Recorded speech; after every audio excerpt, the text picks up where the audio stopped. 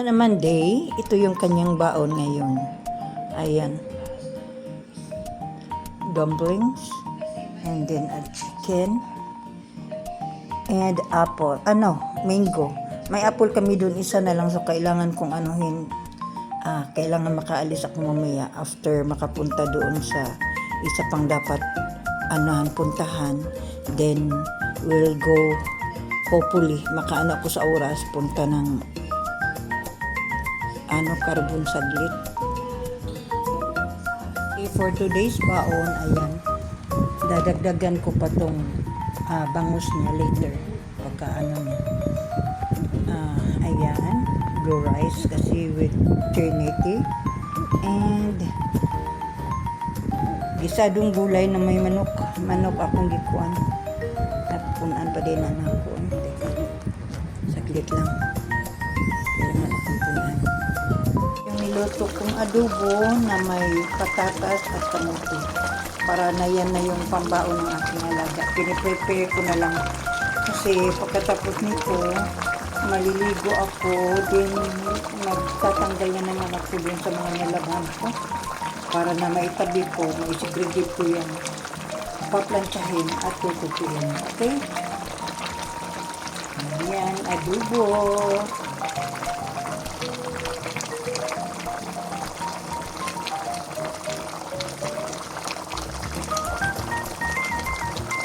Sarap yan.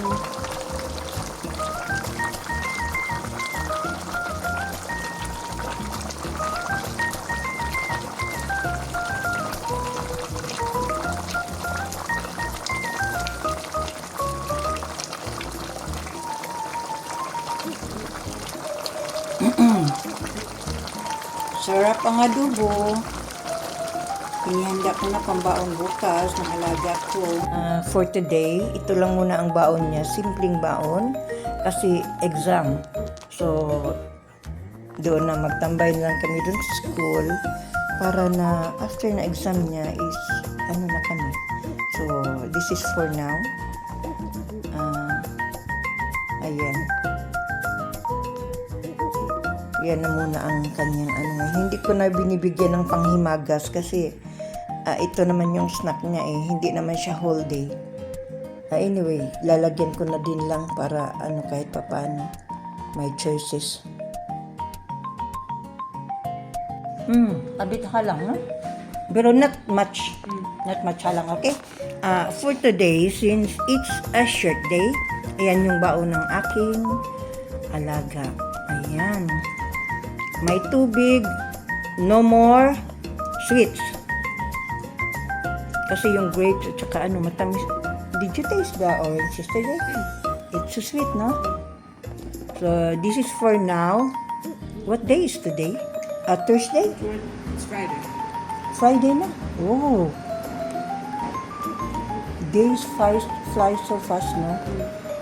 Okay, it's a Friday pala. Okay, this is her baon. It's a short day, exam day. Short day, cause exam day, ito lang muna baon niya. Ayan,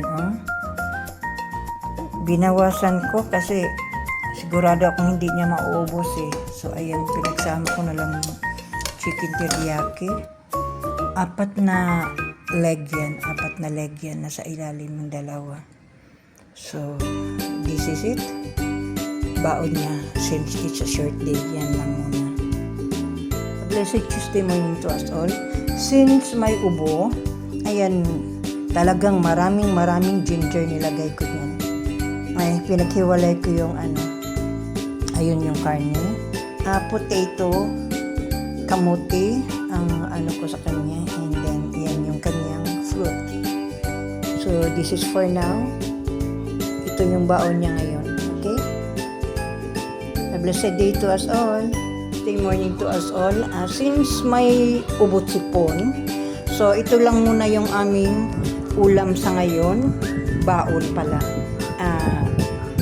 Simple lang, but nakakagamot ito kasi maraming luya, maraming yung mga spices na nakakaano doon sa nang dinaramdam namin ngayon.